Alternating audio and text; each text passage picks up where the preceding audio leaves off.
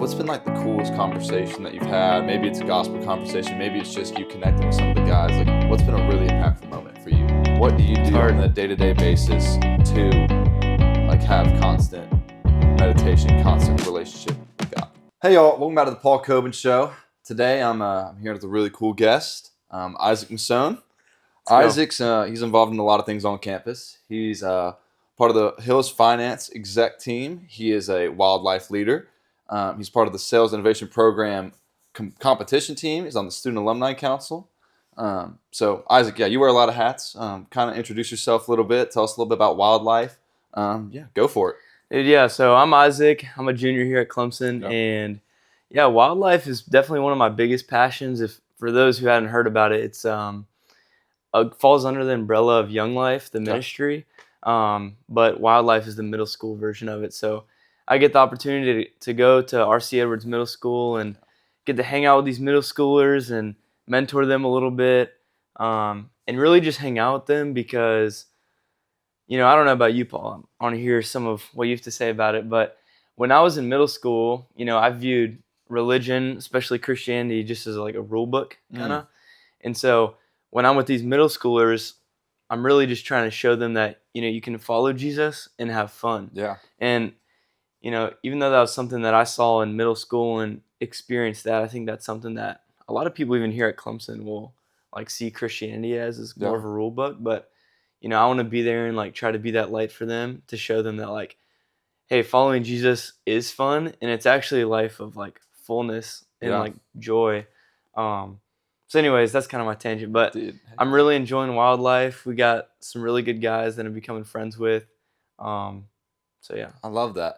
Now, just quick question on that.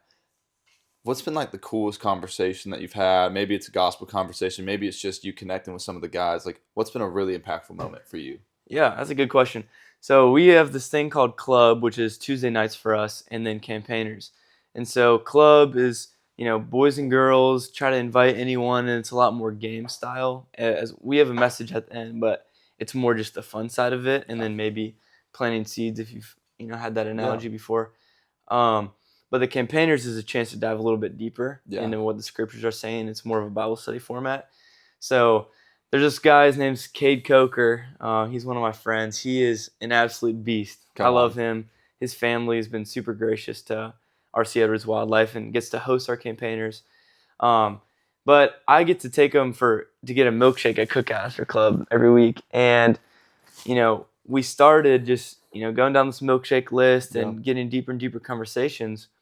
And so 2 weeks ago, I'm taking him back to his house from a Daniel JV football game, and we're about to have Campaigners. And he kind of tells me, he's like, hey, Isaac, I want to make this faith my own.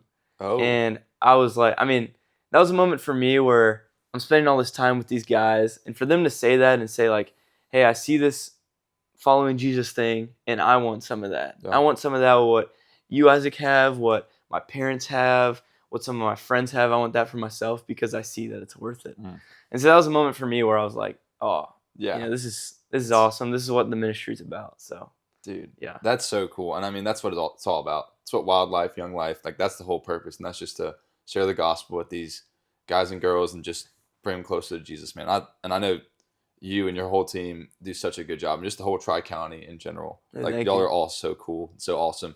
And you kind of led in perfectly to the first thing I want to talk about, and that was kind of making your faith your own. Yeah. Now, both of us, we grew up in Greenville, or I guess somewhat Ohio for you, but anyways, we grew up in the church, Christian families, kind of spoon-fed the faith. When did it become less of a cultural faith for you and more of a real relationship? Yeah, that's a good question. Well, I grew up, my grandpa owned a church, started a church, not owned a church, I don't know why I said that. Yeah. But he started a church in Ohio. And so, ever since from when I was born to 6th grade, my family went to this church, and, they all knew, the Masone family because it was my grandpa's, daughter and my mom. And so I kind of like knew all the right answers.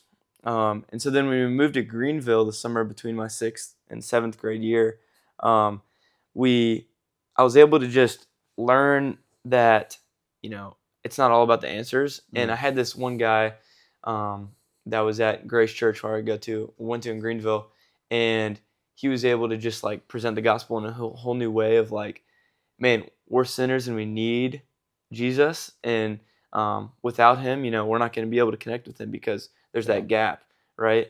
And so like an analogy that I got is like, we got God over here and there's a little bridge, and then there's us, and the gap right here is just broken, and there's no way of getting to God unless we have that gap, and that thing that bridges that is the cross. Yeah. And so he kind of gave an analogy like that, and wow, that's when I more wanted it for myself. And there's several other things that I can get into, but one of them that's probably most significant for me is my junior year of high school. I was on this mission trip in the Dominican Republic, and sorry, is it good if I just keep talking?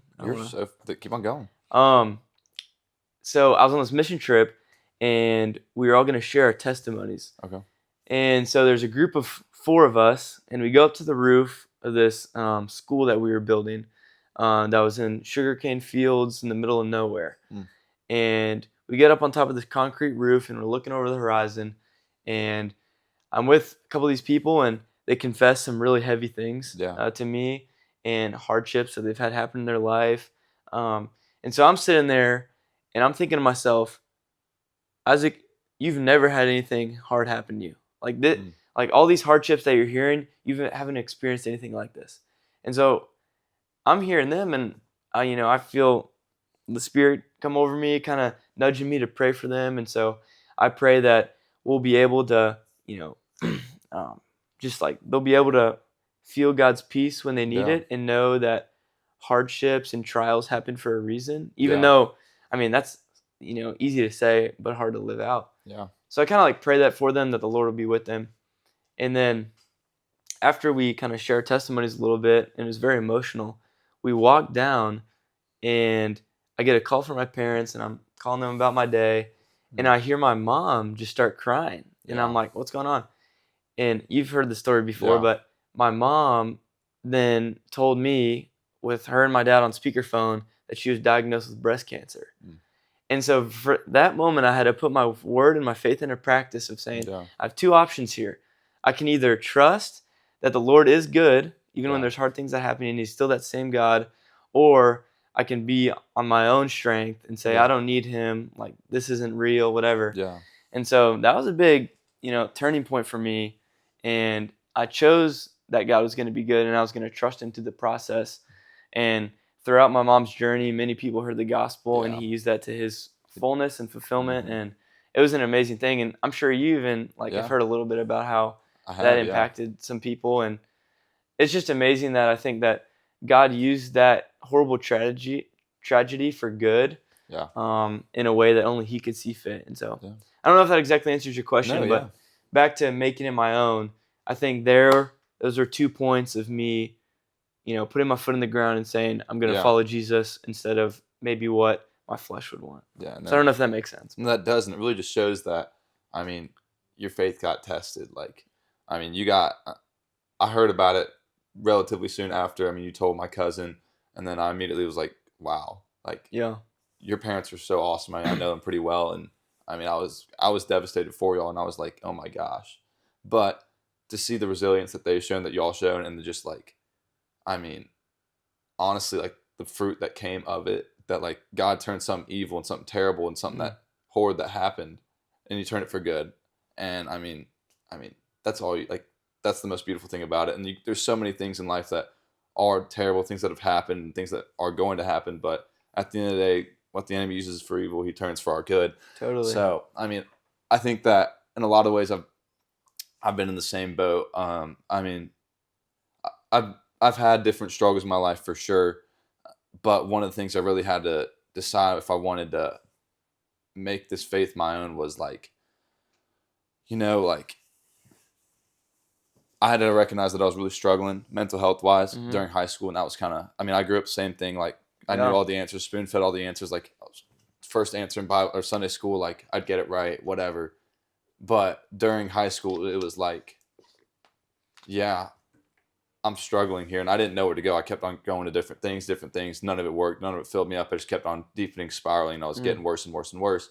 But then I found Jesus, and I was like, wow, these things are gonna happen. Like bad stuff's gonna happen, no matter what. But now I Yeah. know that I don't have to rely on myself for this. I get to rely on my Heavenly Father, who's gonna hold me through it and walk me through every single step of the way. And that was the biggest thing for me. And I'm sure you can attest to that. Is like we literally have such insignificant power over Oh, anything, and it's just like we have no control over anything. So like I mean the phrase "Jesus take the wheel." I mean it's a common phrase and kind of cliche, but like it's so real. Mm-hmm. Like you gotta give everything to God, and genuinely, if you do that, you recognize I'm going through this, I'm struggling, something's happening, whatever. But I know that He's got a greater plan for me in my life and the people around me. Yeah. So is that for you when you were, struggling with things? I know for me, I think that the Lord, I was praying for peace, and I think prayer is a lot more powerful than people give it credit for. Yeah. But I was praying for peace, and I believe that I had a supernatural peace come on me Really? as well as my mother, and I think that feeling that is a whole nother thing, and that I don't even know really set in a stone of like, man, this is real for me. Was there a Yeah. moment for you where you feel like you felt something that wasn't really, of Yeah. yourself? Like, I don't know if that makes No, sense. yeah, like honestly, I think that's kind of what you're going with.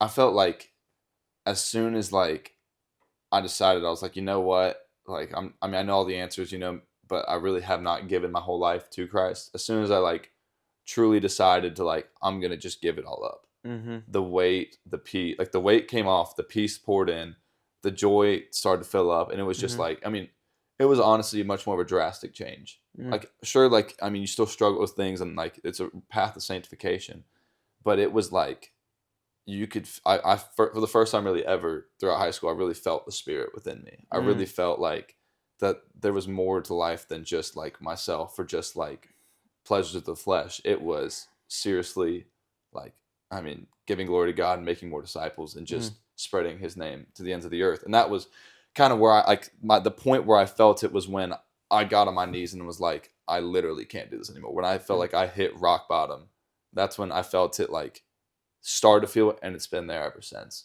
I mean, there's still been times, and I mean, I'm probably gonna talk about this later, like where you go through dry spells and it feels like God's distant, but I'm still comforted in knowing that like even when I'm not feeling it, even when I feel like things aren't going my way, I know that I got a God who's all powerful, omniscient, and all knowing, and He's got my back. Yeah, And totally. so that's what I would say. Like, I mean,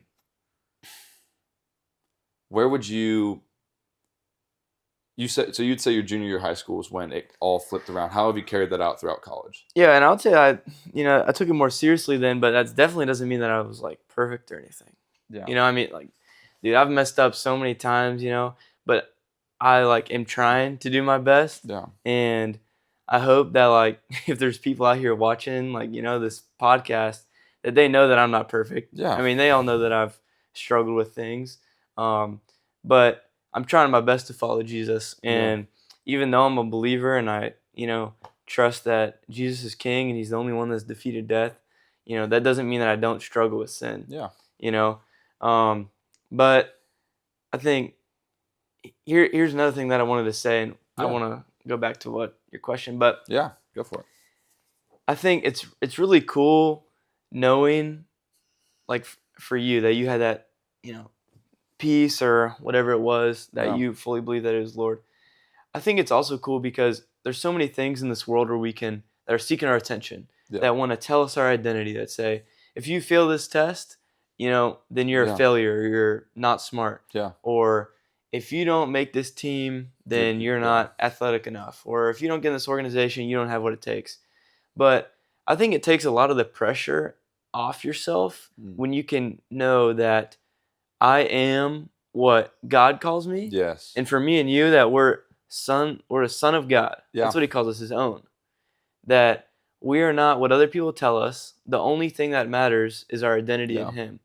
And so I think for me, when my junior year, kind of what you're saying is, when I fully realized that my worth is not found in all these other things, and still it's a temptation, but to really understand that whatever other people tell me, or if the amount of money that I make, whatever titles that I get, that doesn't mean anything, because that's really worldly and that's only temporary. Yeah. And what does matter is that I'm a son of the King, which is an eternal thing. I don't know if that makes sense, but no, it for makes me, sense. getting that changed everything for me. Yeah. So I think that's so awesome. Like, genuinely, like, we're not defined by anything in this world. Not defined by what people say about us, not defined by what our friends think of us, what our enemies think about us, how much money we have, what organizations we're involved in, if we're on a certain team. That doesn't matter. You said it best. Like, it's all temporary. It's all vanity under the sun, according to Ecclesiastes. The only thing that can define us, the only person that can define us is God. And he defines us as an image bearer and a child of God. And if we come to recognize, and this was one of the things I really struggled with, because especially during high school, part of my testimony was like I really struggled to find my worth. I didn't know, like, I thought I was worthless pretty much. But once I figured out that, like, I'm worth everything because God says I am. Like, genuinely, I had to really, like, resonate. Like, he genuinely thinks of me as a son. He genuinely knows and cares for me so deeply. And that's what makes me worth the entire universe. It makes 100%. It makes me worth more than anything in this world. And that goes for every individual person out there. And I just think that's so special, and that he had you for a purpose. Exactly. That, like, he had you doing this podcast. Also, another thing I don't want to just overlook is that things aren't like coincidences. Yeah. I don't believe that things are coincidences. I don't either. And I think right now, me and you are having this conversation for a reason. I agree. Sitting down, that you decided to have this podcast so you can have real conversations. Yeah. And I'm involved in the things that I am involved in, so that maybe one of the reasons is so that I can speak it now, truthfully, and, maybe people don't really, care what I have to say or anything, but just that maybe somebody can hear one of the things that you say or that I say here that can make them rethink their life in a way that there is something more, But yeah, that it's not about, if this does well or whatever, but if one person can hear this and impact them, then it's all worth it. Yeah. And that's truly what I stand on. I mean, if I had 1 million followers, if I had one follower, the only thing that really matters is if you can reach one person, just change one person's way that they see things, way that they hear things, even if they have the opinion that disagrees with me. That's just fine. As long as they become a critical thinker and become a basically knowledgeable person, and then ultimately think of, wow, maybe this faith thing is a real thing. Like, maybe Jesus is actually the way. If all these people keep on saying and actually live it out and have the joy and you can see it, that would make it all worth it. If it's just one person. I mean, seriously, I could have 1 million followers. That wouldn't matter, though, if none of them really cared. So, I mean, that really is, like, a true testament of what, like, this whole show is about. It's not about me. It's not about any of the guests that I have on it. It truly is just trying to find a way to spread the word of God. And I mean, I do talk about a lot of other things, but at the end of the day, people can disagree. But the one thing all of us should, and I want everyone to agree on, is that Jesus is their Lord and Savior. He's the only way and truth in the life. So I kind of want to get into our next topic. Yeah. And you kind of eased into it a little bit, but not all the way. And that's kind of just living out your faith daily. Like, what do you do? What things do you do? Obviously, like, something I struggle with is quiet time consistently. It's a really hard thing for me. What do you do on a day-to-day basis to, like, have constant meditation, constant relationship with God? Yeah. Well, I would say a couple things. One is being around a community of believers who are pushing you towards, something that you're passionate about. So, for example, I mean, that doesn't just go in faith. That goes in anything. Like, if you want to be an athlete, you need to surround yourself by like-minded individuals who are training hard, who are practicing hard, who have the right mindset. So I think for someone who's trying to follow Jesus, surrounding yourself around people like that is definitely critical. So I think some of my roommates, for example, I'm blessed to have roommates who follow the Lord, and that's a priority in their life. So I think that's really encouraging. Yeah. But I also have all kinds of people that I interact with that I love that maybe that isn't a priority for them, and that's, like, totally okay. But I think making sure that I'm with people that are not only encouraging me but also sharpening me in my faith. Iron sharpens iron. Yes, exactly. Has been huge for me. Right now I'm reading in the book of John, which is cool. I like the Gospels. I think of it as a relationship. Like, if I have a relationship with you, it's not really going to go anywhere if I don't really talk to you Yeah. or spend time with you or Yeah. whatever. So I think it's the same thing with Jesus, is whether that's prayer, or let's say I have a really busy day, and I'm like going around all these places. Maybe I can listen to some worship music in the Yeah. car or in my AirPods just to Yeah. like connect with the Lord. I think that's important. If I can have a touch point with the Lord for a little bit of uninterrupted time, Yeah. that'll shift my mindset to be like, hey, recenter me on what's really important. So yeah, and then maybe also just like having conversations with people, Yeah. whether they are of the same mindset as me, just hearing what they think about, faith. I think a lot of my conversations, we'll talk about that, and Yeah. I love hearing what people believe, whether it's the same as me or not, Yeah. because I feel like I can learn from them. Exactly. It So. really sharpens your own ideologies at the same time. Mhm. But I really like what you're saying is like always like trying to have a centered mindset, really inviting God to be in every part of your life. Mhm. One thing that I really kind of wanted to share was like, this is a thing that Jones, my roommate, actually gave me. Like, he Yeah. kind of just like showed it to me. And it was like, I was like, wow, it's kind of cool. It's literally like a 10-minute read booklet, but it's literally about inviting Jesus into every part of your life. He's like, Cool. you are a house, right? And I mean, the Holy Spirit enters you, right? Mhm. When you become a Christian. And there's different rooms in your house. Like you have study room, like you have a recreational room, you have your garage, which is like your work room, living room, dining room, whatever. Each of those rooms like depict a different aspect of your life. Recreational is like what you do for fun. Garage, what you do for work. Yep. And it's like inviting Jesus into every single part of those things, like Mhm. every single room. And what was really cool for me to look at, and I was like, how do I live out my daily life? And I kind of felt convicted. I was like, I don't know if I do this. I don't do this well enough. I need to do better at this part. What are this? I do this well. I probably need to be more on top of it. This area, it's kind of like that. But it was like you would go into the recreational room, right? And you would want to have fun. Just say you go do whatever, and you're like, oh, Jesus, don't come along here. I just want to go have fun. But Mhm. Jesus, like, I want to be with you. I want to go with you. I want to have fun with you. But you're like feel bad about it because like deep down like what you're doing like for fun maybe is not actually like what's fruitful, what's helping you. It's empty at the end of the day. It may be Mm. temporary fun, but it's not going to bring you true joy. It literally is like Jesus says, like he's going to bring you joy. Mhm. And I just think that like inviting him into every single aspect, whether it's work, like how's your mindset going to work? Sure, you work hard for money, you provide for your family. Have that centered around God. Have that centered around something that's truly intrinsically valuable compared to something that's only temporary. And I think that the biggest struggle for me for sure is being able to make sure that I invite him to every spot and don't feel like I'm trying to push God out in one area but have him in another. Yeah. Because that's always like it really is a tough thing, and I'm not anywhere near perfect. I'm not anywhere near perfect, but I do try. I'm on the road to sanctification, and it's definitely a process. Where would you say like? Do you think that it's harder in certain areas than other areas, like just say different Yeah. rooms, or do you think that's like kind of all goes into one piece of the puzzle? Like if you have God, it's gonna fulfill you full. Like he's gonna immediately like kind of change everything. Yeah, I'd say two things. One, being able to look at Jesus as an example of what he did, because he's the only person that was ever perfect, ever.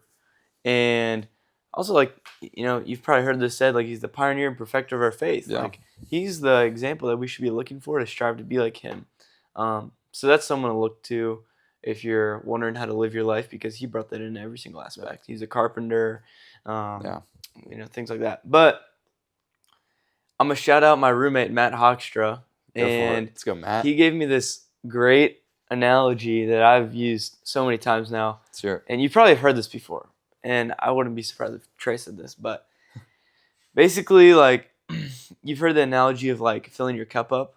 Yeah. And so, like, when you're talking about all these different areas, like living out your faith fully, I think if you can, in that recreation part, if you can feel filled in that, you got people around you who are encouraging you.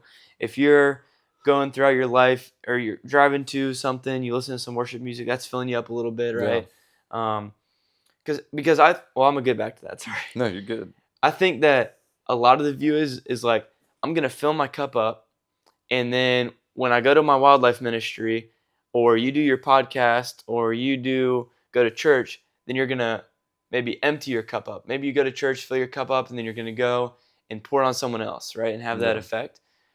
If you switch the mindset from fill up, pour out to I'm getting poured into from my friends, from, my community, my church, my Yeah. ministry, the organizations that I'm involved in, Clemson, Yeah. and you see the beauty in nature, all this stuff is filling you up, then everywhere that you walk around, your cup is just overflowing and it's just splashing on yeah. everyone around you. So now, wherever you go, whether it's the dining halls, whether it's the football games, Yeah. your conversations are naturally talking about Jesus. Yeah. And so your cup is just overflowing.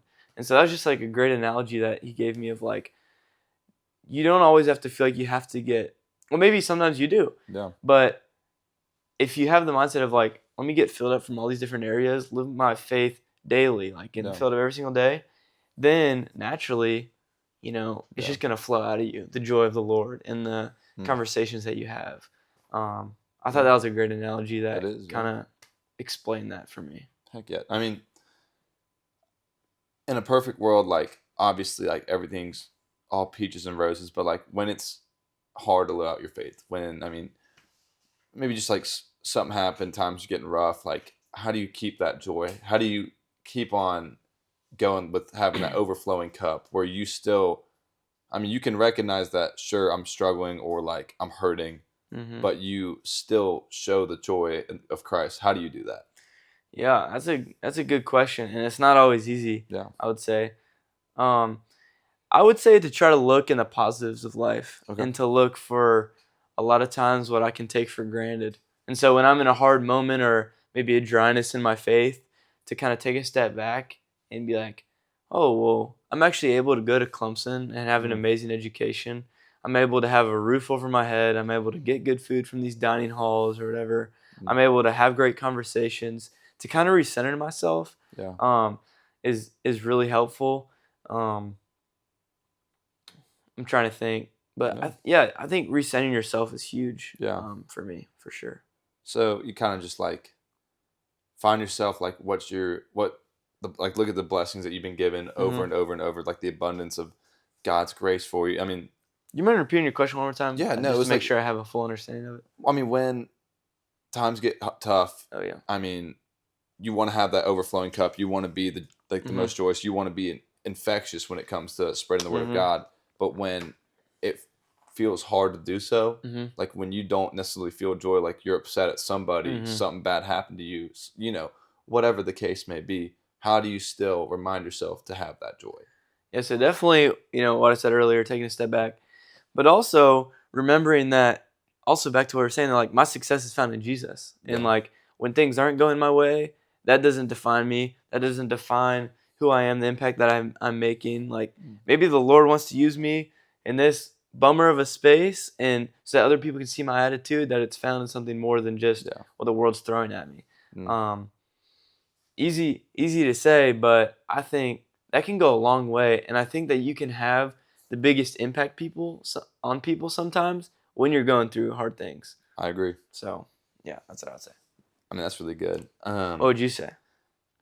Yeah, I mean, when you're going through tough times, like, how did it work for you? Like when you were, yeah, maybe struggling a little mentally, what kind of grounded you? Or I know you touched on it a little bit earlier, but what do you do maybe in college even when you're feeling down? What kind of recenters you? I mean, what really gets me back is, first of all, a lot of times if I'm really going through it, I'll just get on my knees. I'm just like, I gotta pray. I gotta talk to him. I mean, it's like, people call it like venting, but like, genuinely, I'm just like laying it all at his feet. I'm like, God, I'm talking to God as my friend, as my father. I'm like, this is happening right now. I know you know it's happening, but I just have to tell you.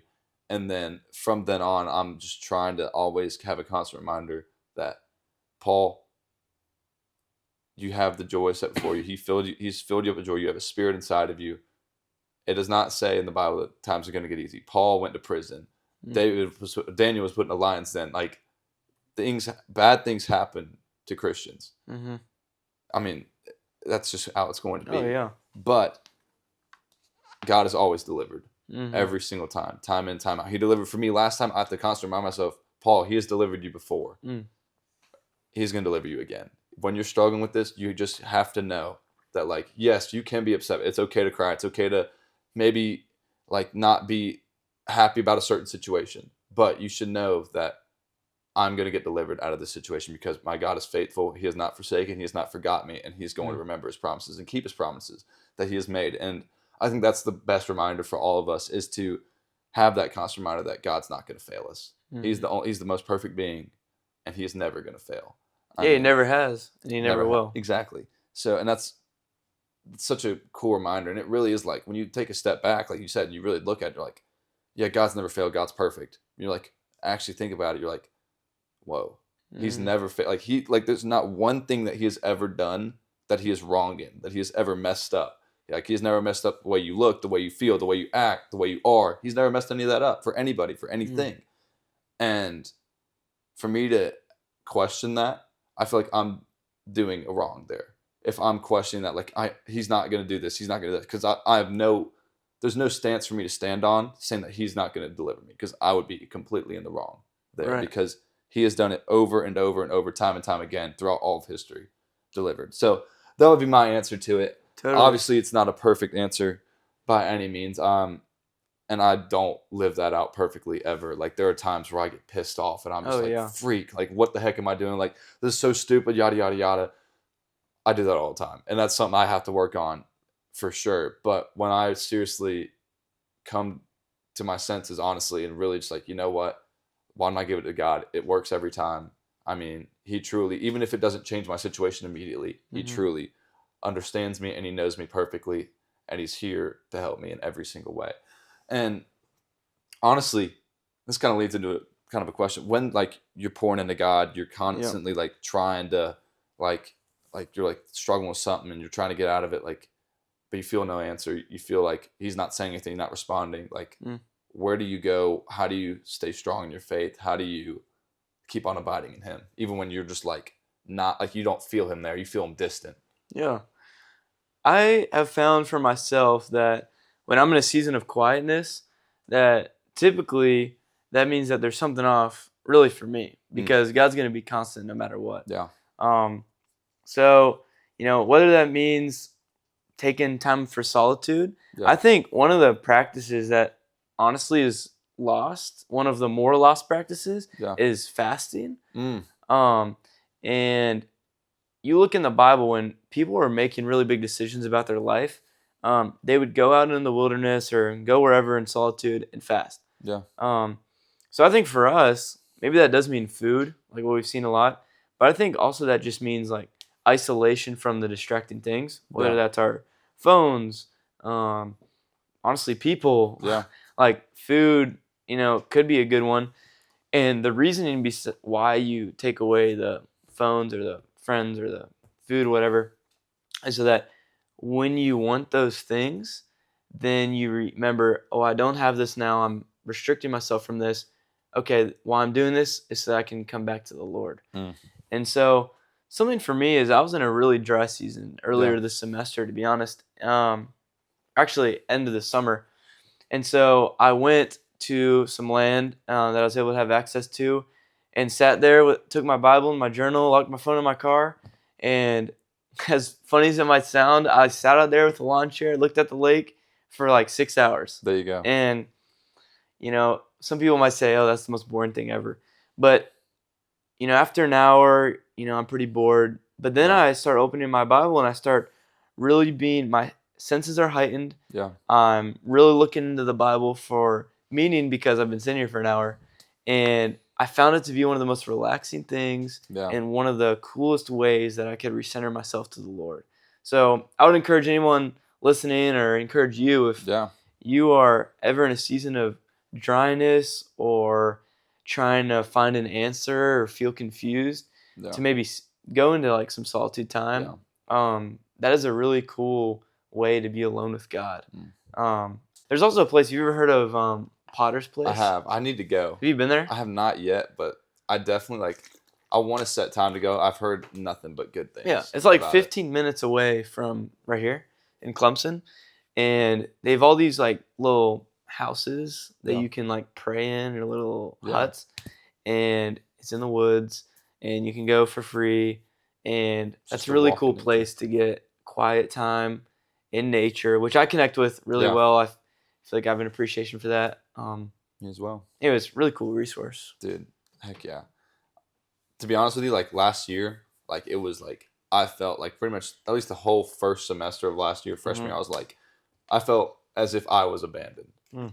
and I hated that feeling because I know I wasn't. I know it's like Paul, you're doing this wrong. Like, I mean, it's your heart posture. You're doing something wrong. Abandoned from God or friends or Just everything. I felt lonely. okay. I felt like I was alone. Like, I just started college. Like, I just felt like nothing was going my way. Yeah. The whole 9 yards, and I was just like, and that was probably the toughest thing for me to get out of. It was like I genuinely did not know what to do. Like I would try to make time for God. I would try to do this, and it just felt like so empty. Mm. And I mean, I don't even know how I genuinely got out of it. It was I think it was just from me having really cool conversations with friends, me consistently trying to reconnect in a way any way I could, and that's where I found myself coming back to him, was just like being able to sit on the lake, spend time with God, then go out and like talk with friends that I really trust, like that really core community that's like really want to see me flourish, me thrive. That's huge. And like being able to talk to them about it, and just being like, hey, I'm really struggling with this. Like, can y'all pray for me? Can y'all talk with me? Can you hear me out? Like, just be in community with them. And that was probably the most fruitful thing for me when I like saw myself struggling so much and complacency, apathy state. Not necessarily that I didn't care. It was like I just don't feel it. Like I didn't feel it. And my religion, my relationship with God is not a feeling, and it's not for anybody. But when you don't feel connected, it feels like, what the heck am I doing? But I will say the only way that at least I saw to get connected back with God is to consistently pursue a relationship with Him. And I mean, that's what I'd tell anybody out there. Like, Yeah. I mean, I'm sure you can attest to that. Yeah, I appreciate you sharing that with me. I mean, No, yeah. Life isn't easy if anyone doesn't know that. But I think that there's stuff that gets thrown our way all the time that's just like, what in the world? Like, this is just not in the cards for me. This is not what I expected. But it's really how we can move on and grow from those things. And to know that the Lord is there. He loves us. He sent His only Son to die on the cross for us. And so for us to know how much He loves us is just super special. I also like what you said about how love's not a feeling. Yeah. I think that sometimes in relationships, especially with the Lord, it can be like, oh, just when I'm feeling the Lord is when He loves me, or when I want to love Him is when I just feel like He's there. But it's a choice to follow Jesus. And not every time when we're in our walk, we're going to feel completely loved and cared for, even though He is there. There's still going to be like seasons of drought or feelings of loneliness. And to just remember how important and loved that we are, that He's made us each individually for a reason, for a purpose, is definitely something that encourages me, at least. Dude. So. Heck yeah. I think that kind of sums up what I was going to finally ask you, was like, what advice would you give to like someone in your wildlife group, like something like that? Like, what would you tell them if they were ever struggling with apathy, ever struggling with a cultural faith, not a relationship? What would you tell them? I feel like you answered that really well. I mean, do you want to add on to anything? Yeah, I would just say, I think that's good. I would just say to never give up, even when things are hard. Like, there's something that's found in Jesus that isn't found in anything else in this world. That's not found in organizations, or not found in titles that you get, or not found in even relationships, anything like that. Like, something that's truly only found in the Lord is a joy that is not of this world. And there's a good quote I want to add that I heard from a guy by the name of Luke Hall, and it's about titles. And it's about just leading, and it's that a title means nothing unless one's character and integrity dictates its use. So, Paul, you're the head of this podcast. You're doing this thing, and although it might do really well, and I hope it does, and whatever, as long as if you use that for whatever, and I don't know exactly what I'm trying to say, but if you're just the man of this podcast and you have all these views, you know, if you're not using that for like good reasons and your character integrity isn't dictating what you're standing for and having Yeah. good conversations, then what's it really for? So Exactly. I just would encourage anyone that's in wildlife or struggling with how they want to live out their faith or just need to be encouraged, Yeah. to just say that they are here for a reason, that nothing's a coincidence, and just to seek conversations with people around you, because there's so many people around you that love and care for you, Yeah. that would love to talk to you about anything like that. That's So awesome. I think that's a perfect way to sum up the episode. So, Isaac, seriously, I cannot thank you enough for coming out here. I mean, I know you didn't have to, but I mean, you're such a cool guy, and I'm so thanks. glad that we're able to have this conversation, dude. I Thanks really for am. having me. I Dude. appreciate it. Of course. And for all y'all out there, thank you guys for tuning in to the Paul Cobin Show. You can find us on Instagram, TikTok, YouTube, Spotify, you name it. Thank you guys so much. God bless.